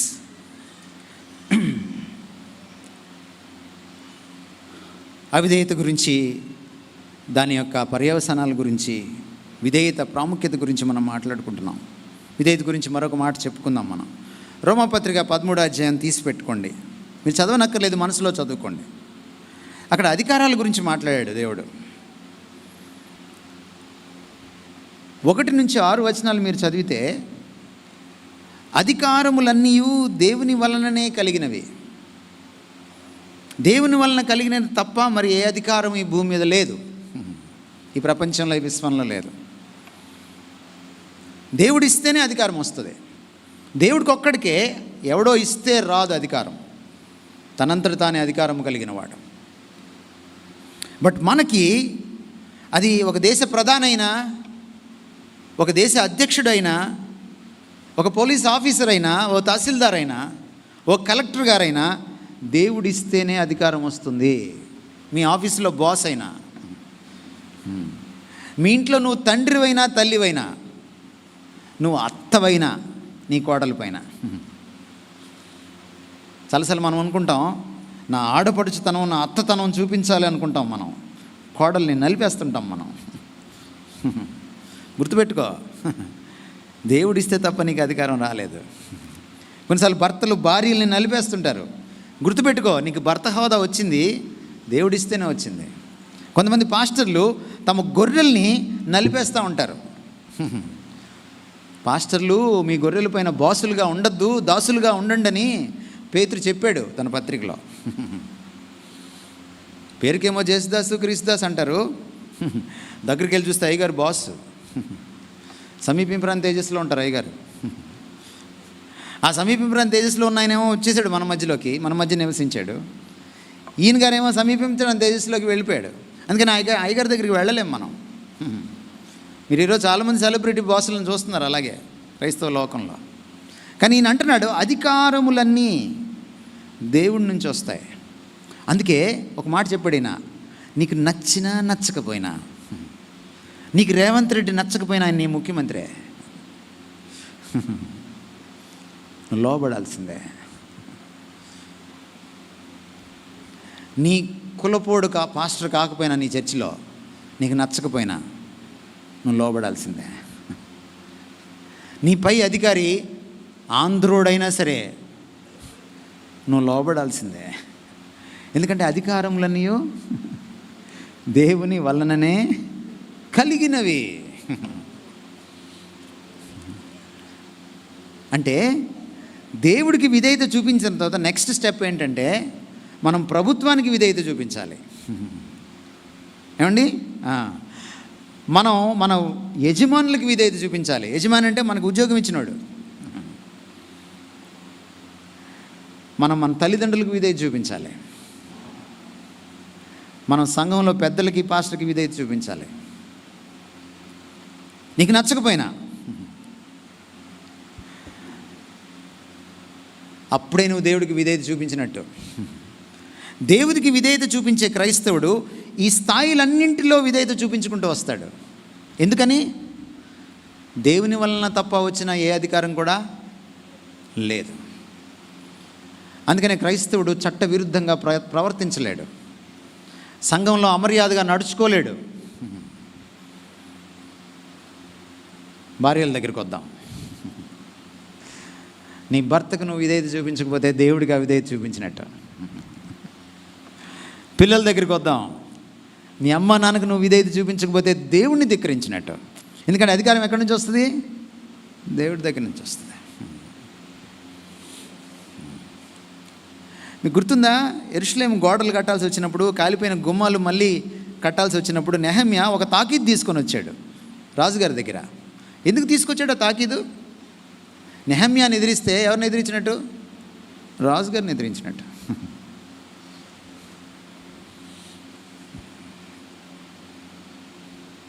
గుర్తుపెట్టుకోండి, భార్యలు ఎప్పుడు భర్తకు విధేయత చూపించారంటే వాళ్ళు దేవుడికి విధేయత చూపించడం నేర్చుకున్నప్పుడు. పిల్లలు ఎప్పుడు తల్లిదండ్రులకు విధేయత చూపించారంటే వాళ్ళకి దేవుడికి విధేయత చూపించినప్పుడు, నేర్చుకున్నప్పుడు. సంఘస్థులు ఎప్పుడు పాస్టర్ గారికి పెద్దలకి విధేయత చూపించారంటే వాళ్ళు దేవునికి విధేయత చూపించడం నేర్చుకున్నప్పుడు. ఇక్కడ ఇంకో మాట కూడా చెప్పాలి, భర్తలకు కూడా చెప్పాలి. భార్యలు నీకు విధేయత చూపించాలని తమరు అనుకుంటున్నారే, తమరు దేవుడికి విధేయత చూపిస్తే తప్ప తమరికి భర్త స్థానం దొరకదు. ఆదాము హవ్వలు దేవుణ్ణి ధిక్కరించిన మరుక్షణం సృష్టిని పరిపాలించలేకపోయారు, ఏదైనా వనాన్ని కాయలేకపోయారు, వెళ్ళగొట్టబడ్డారు. The moment the husbands, the parents, the bosses, the pastors, the elders disobey God, they cannot have the right to stay there. భర్తలైనా, పాస్టర్లైనా, పెద్దలైనా, తల్లిదండ్రులైనా, ప్రభుత్వం అయినా, అధికారులైనా దేవుడికి లోబడకుండా వాళ్ళు ఆ అధికారాన్ని అభ్యాసం చేయలేరు. Let me tell you one thing. విధేయత గురించినటువంటి ఒక గొప్ప విషయం మీకు చెప్పనివ్వండి. ఇక్కడ ఫిలిప్పీ పత్రిక 2వ అధ్యాయము మీరు చదివితే 5వ వచనం నుంచి మీరు 11వ వచనం దాకా చదివితే మళ్ళీ మీరు తీసుకొని చదువుకోండి. మీకు కనపడేటువంటి ఒక విషయం ఏంటంటే అక్కడ విధేయత యొక్క గొప్ప ఆశీర్వాదం ఏంటో తెలుసా మీకు? నువ్వెంత విధేయత చూపిస్తే అంత అధికారం దక్కుతుంది. యేసుక్రీస్తు వారు ఎంత విధేయత చూపించాడు? దాసుడే, మనిషి అయ్యాడు ఫస్ట్, తర్వాత దాసుడయ్యాడు, తర్వాత సిలువకు అప్పగించేసుకున్నాడు. ఎంత విధేయత చూపించాడంటే రిక్తుడిగా మారిపోయాడు. మీకు అర్థమైందా తెలుగు?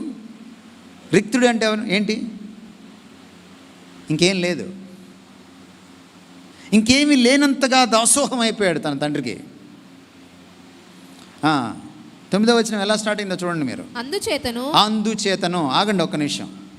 బైబిల్లో అందుచేతను అని వచ్చిందంటే దానికి ముందేదో ఉందన్నమాట, అందులోంచి వస్తుందన్నమాట. ఎందుచేత?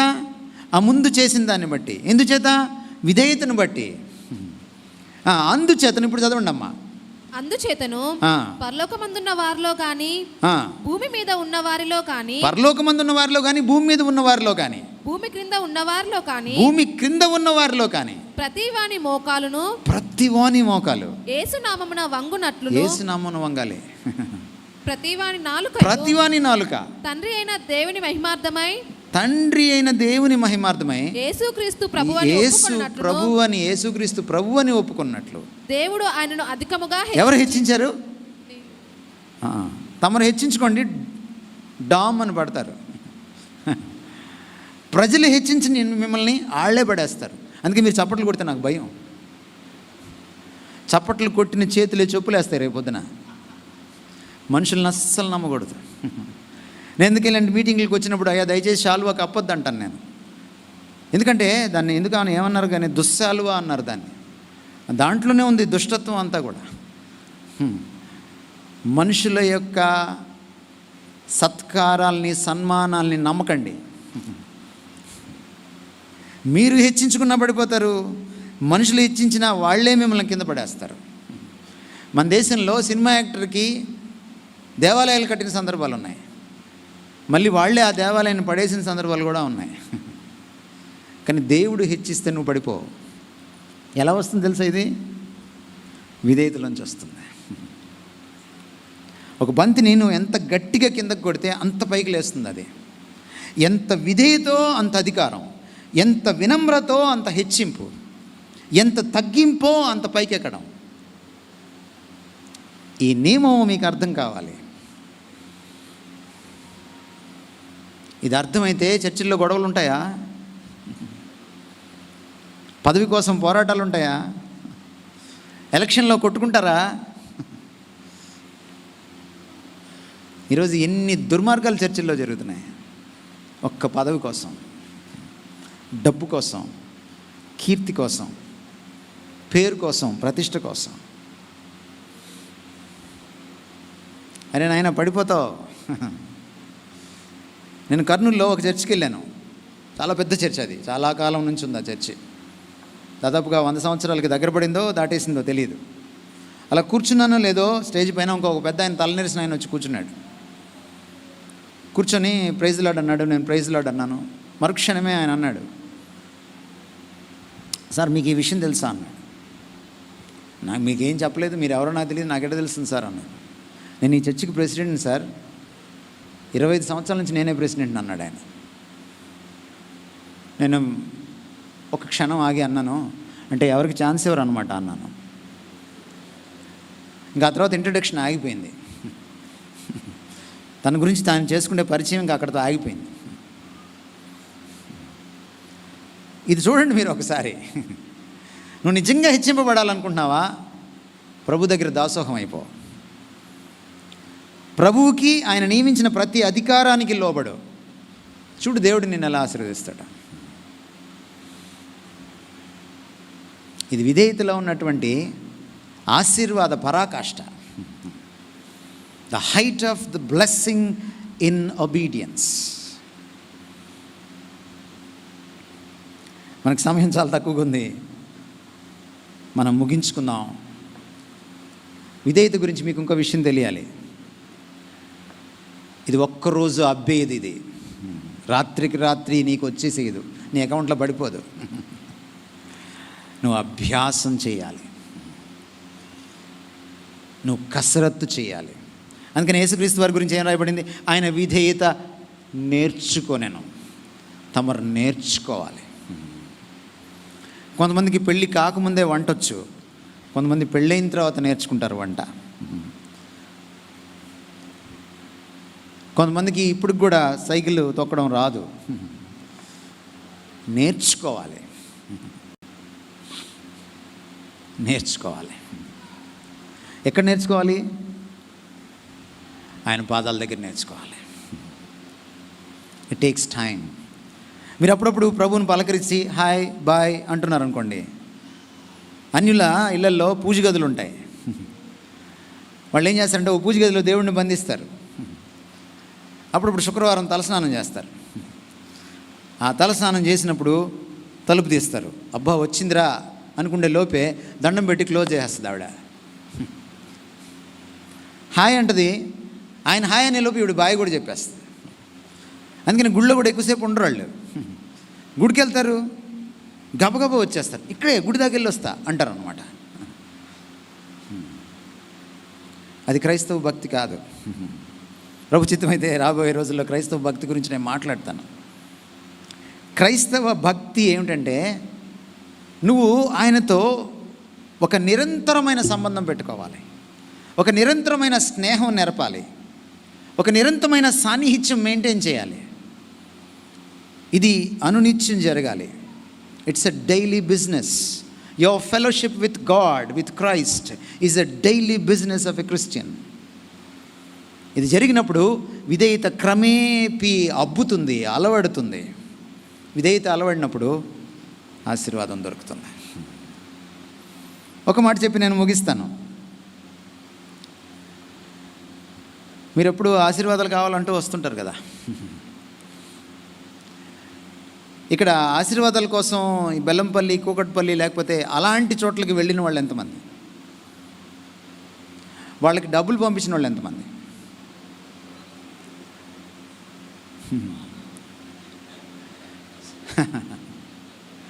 కొంతమంది చేతులు ఎత్తలేకపోతున్నారు. మిమ్మల్ని అర్థం చేసుకోగలను నేను. చేతులు ఎత్తిన వాళ్ళు ధన్యులు, వాళ్ళు యథార్థవంతులు. మీకు మాట చెప్పనివ్వండి నేను ముగించేటప్పుడు. దేవుడు ఏం చెప్పాడంటే ద్వితీయోపదేశకాండంలో, నేడు నేను మీకు ఆజ్ఞాపించు ఆయన సమస్తమైన ఆజ్ఞలను కట్టడంలో నీవు అనుసరించి నడుచుకొనవలనని నీ దేవుడైన యెహోవా సెలవిచ్చిన మాట వినిన యెడల ఈ శాపములన్నీ వినని ఎడల ఈ శాపములన్నీ నీకు సంభవించును. విధేయత వల్ల ఏం జరుగుతుందండి? ఆశీర్వాదం ఎప్పుడు వస్తుంది? ఎవరికో డబ్బులు పంపిస్తే రాదు. ప్రకాశాన్ని మీ ఇంటికి తీసుకెళ్ళి భోజనం పెడితే రాదు. నా చెయ్యి మీ నెత్తిన పెట్టుకొని శటకోపంలాగా ప్రార్థన చేయించుకుంటే రాదు. ఎప్పుడు వస్తుంది ఆశీర్వాదం? విధేయత చూపిస్తే వస్తుంది. చూపించకపోతే ఏమొస్తుంది? మీ పిల్లలు మీరు ఆశీర్వాదం పొందాలనుకుంటున్నారా? విధేయత చూపించడం నేర్చుకోండి. చూడండి, ఇంకొక మాట కూడా చదువుతున్నాను నేను.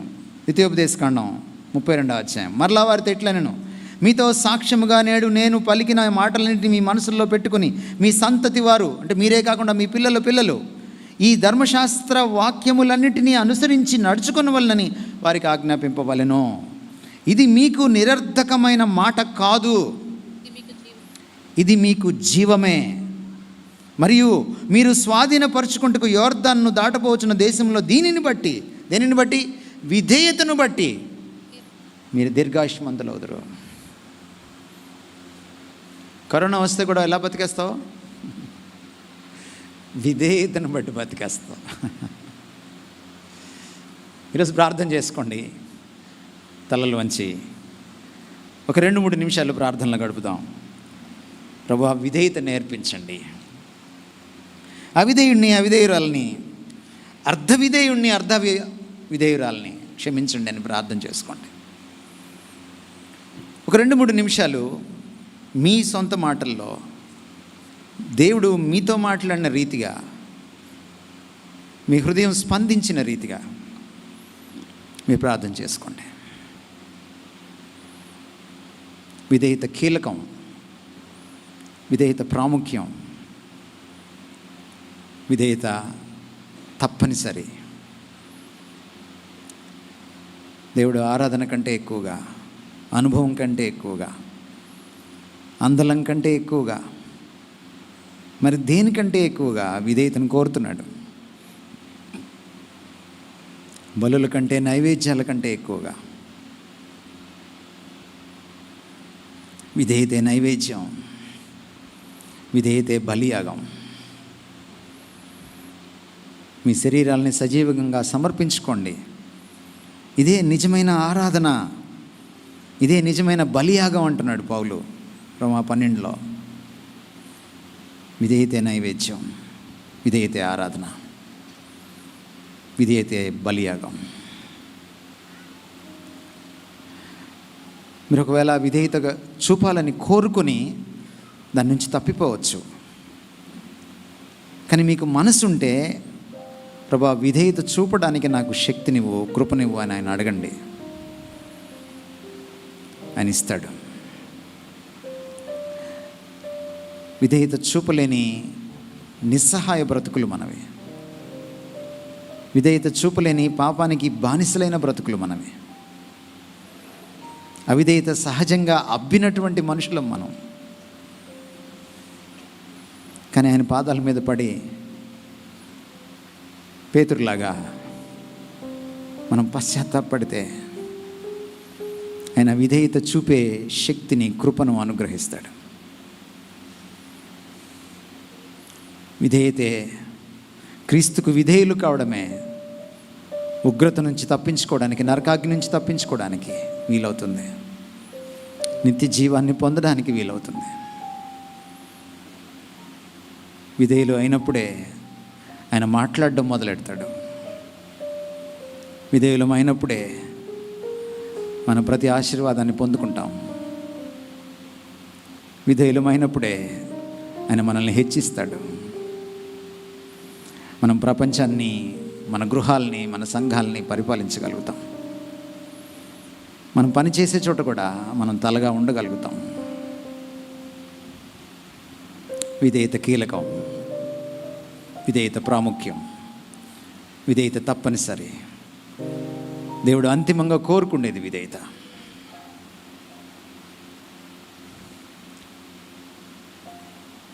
మా ప్రేమ కలిగిన తండ్రి, నీ పాదాలకు వందనాలు. అవిధేయులమైన నన్ను, మమ్మల్ని క్షమించండి తండ్రి. నీ రక్తంతో కడగండి నాయన. మా పాపం అవిధేయతే నాయన. మా పాపం నిన్ను ధిక్కరించడమే నాయన. మా పాపం అనేకసార్లు అర్ధ విధేయత నాన్న. నాయన మమ్మల్ని క్షమించండి, నీ రక్తంతో కడగండి. నీ కృపను అనుగ్రహించండి తండ్రి. మేము విధేయత నేర్చుకోవడానికి నీ కుమారుడి దగ్గర, నీ కుమారుడు లాంటి నాయన ఆ నేర్చుకోవడం మాకు నేర్పించండి. ఆయన లాంటి ప్రార్థనా వైఖరి, ఆయన లాంటి వినయ వైఖరి మాకు అబ్బేలా చేయండి నాయన. ప్రతిదినం ఆయన పాదాల చెంత చేరి విధేయత నేర్చుకోవడానికి, నీకు ఇష్టలుగా బ్రతకడానికి మాకు కృప చూపించండి తండ్రి. యేసుక్రీస్తు వారి ప్రశస్తమైన నామమున వేడుకుంటున్నాం ప్రభువా. ఆమేన్. Thank you.